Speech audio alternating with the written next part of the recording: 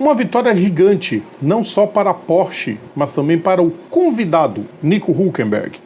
Ao lado de Earl Bamber e Nick Tandy, o piloto alemão, que nunca foi ao pódio na Fórmula 1, entrou para a história ao vencer as 24 horas de Le Mans em sua primeira tentativa, com o terceiro carro colocado especialmente para a corrida. Mais sobre a edição ocorrida há 8 anos, que fez inflar a arrogância de Bernie Ecclestone e recolocou popularmente o Endurance no seu merecido patamar em nosso conteúdo de hoje. Quinta-feira, 8 de junho de 2023, e esta é mais uma Lembrança de Quinta.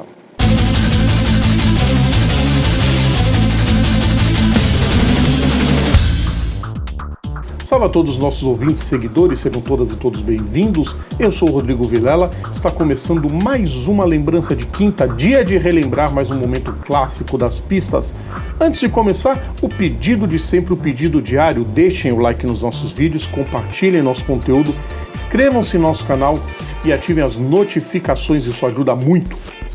Depois de conquistar os títulos de pilotos e montadoras na temporada de 2014 do WEC, a Toyota traçou como meta maior vencer as 24 horas de Le Mans, algo que sempre foi obsessão dos japoneses.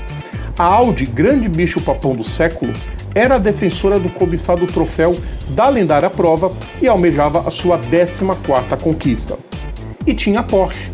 À época, a montadora de Weissach tinha 16 conquistas, sendo 7 consecutivas entre 81 e 87, até hoje um recorde. Os alemães haviam retornado à classe LMP1 do Mundial de Endurance no ano anterior e não estavam para brincadeira. Tanto que anunciaram o terceiro carro para Le Mans ainda em novembro de 2014, tudo para quebrar o jejum de 17 anos. As duplas oficiais estavam mais que definidas, mas o suspense sobre o trio extra perdurou até o limite das inscrições. 2 deles vieram de suas fileiras, Nick Tandy, que era do GT britânico e estava na KCMG na classe LMP2 durante a temporada regular, e Earl Bamber, bicampeão da Porsche Carreira Ásia em 2013 e 2014 e piloto da montadora alemã na classe GTLM do INSA Sports Car no corrente ano.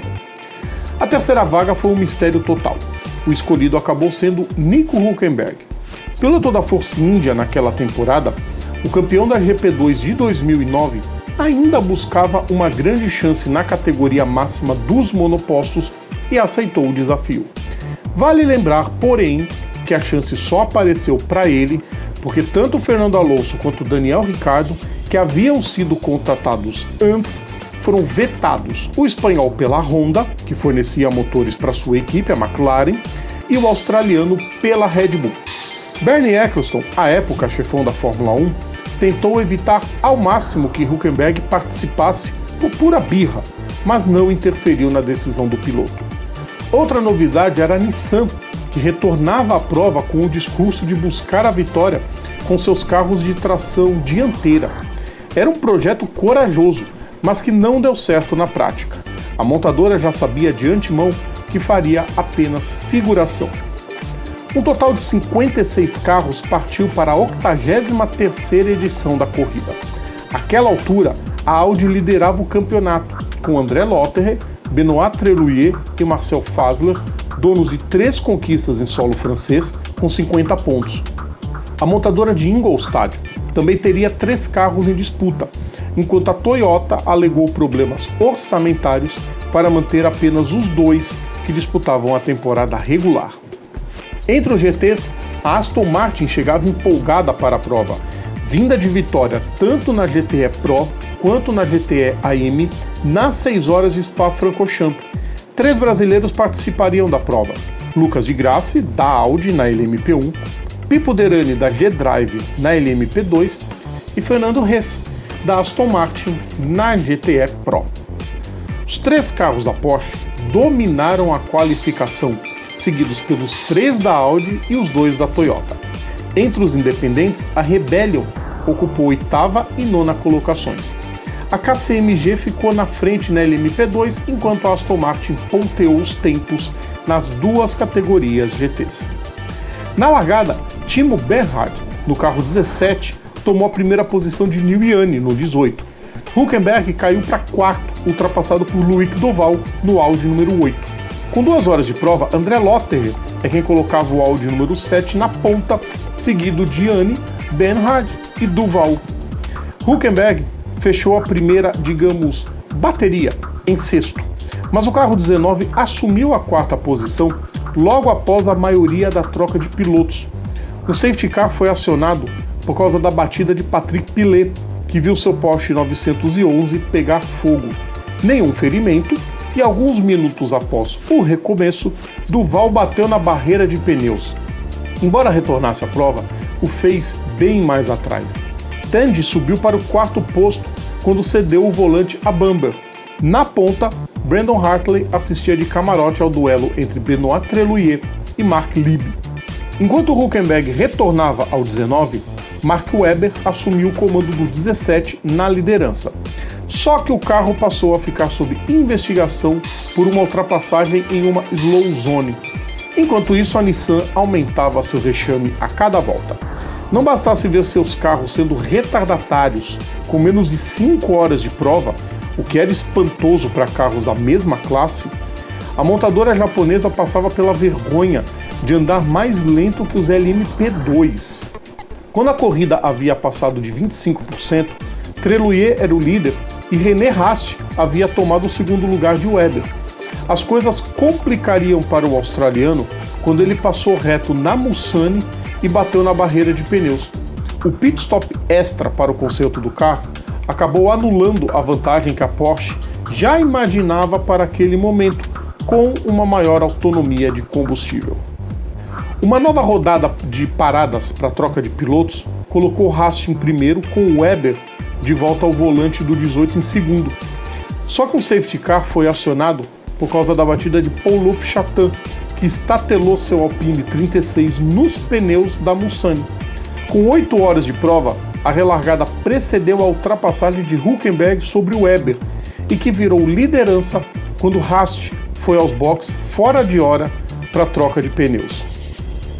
Para ajudar, o carro 17 acabou mesmo sendo punido em 1 minuto pela ultrapassagem na slow zone. Hülkenberg e Rast estavam separados por 6 segundos, seguidos por Marcel Fassler e Bernhard. A sequência se manteve assim por algumas horas, com uma ou outra variação, mas a distância aumentava. E quando entraram na madrugada, beneficiados pela economia de combustível que fazia a Porsche parar menos, Tandy entregou o carro a Bamber com quase 1 minuto de vantagem para Lotterer. Além deles, apenas Philippe Albuquerque, no carro 9, além de Hartley, estavam na mesma volta do líder. Quando a prova completou 2/3 de seu tempo, as coisas começaram a se desenhar mais firmemente a favor da Porsche. Lotterer viu a tampa do motor sair de seu carro e lá se foram mais de 7 minutos para o reparo e a queda para a quarta posição. Naquele momento, Tandy guiava a Porsche 19 com cerca de 2 minutos de vantagem para Albuquerque, o segundo colocado e melhor Audi na prova. Um acidente provocado por Roald Gutt provocou outro safety car perto de 3/4 de prova. Na relargada, o Webber ultrapassou Albuquerque e tomou o segundo posto. Só que a vantagem de Tandy já tinha superado e muito os 3 minutos e nem mesmo um pit stop mais lento foi capaz de fazer a vantagem diminuir. O drama aumentou quando a chuva começou a cair na 20ª hora, mas acabou sendo uma chuva leve e ninguém trocou os pneus. A Audi desmoronaria de vez ao ver seus carros com vários problemas. Não bastasse o tempo perdido para o conserto da tampa do motor, o carro 7 ainda foi punido por emparelhar com Tandy em uma zona de desaceleração na reta dos boxes, desrespeitando procedimentos de bandeira. O Audi 8, com Lucas de Grassi ao volante, também sofreu problemas e seu carro foi obrigado a ficar um bom tempo nos boxes. Ele ainda retornou em quinto e ficaria lá se não fosse o problema maior com o carro 9. Um problema na suspensão dianteira esquerda fez o bólido ficar mais de 18 minutos parados, aniquilando qualquer remota chance de vitória. O Porsche 17 viu tudo ruir de vez quando Bernhard escapou na chicane Dunlop e viu a desvantagem aumentar para uma volta. Nico Hülkenberg assumiu o volante do 19 e partiu tranquilo para a vitória maiúscula e até certo ponto improvável, por se tratar de um carro que só apareceu na lendária corrida. Foi a primeira vez desde 1991 que um piloto que estava disputando a temporada da Fórmula 1 vencia em Le Mans. Foi a 17ª vitória da Porsche, a quarta na sua história com dobradinha. Depois de 17 anos, era a primeira vez que um piloto estreava na corrida com vitória. Tanto Hülkenberg quanto Bamber debutaram em Le Mans, enquanto Tandy tinha feito a sua primeira corrida dentro dos protótipos. Líderes desde a 9ª hora, Hülkenberg, Bamber e Tandy registraram 395 voltas, a segunda maior distância percorrida pelo trio vencedor e somente 2 voltas atrás do recorde de 2010. Isso com 4 entradas do safety car e com procedimento de zona lenta sendo implementado várias vezes durante a corrida. Um feito.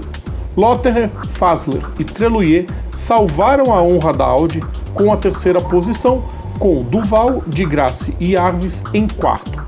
Exclua-se o papelão protagonizado pela Nissan, que só completou com um de seus carros e que mesmo assim consta como não classificado, porque percorreram menos da distância mínima exigida.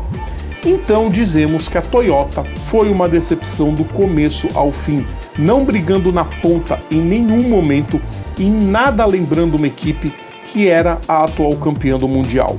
Na LMP2, Nicolas Lapierre, Richard Bradley e Matthew Halson deram à KCMG a primeira vitória de uma equipe chinesa, ainda que seja dentro de uma classe somente.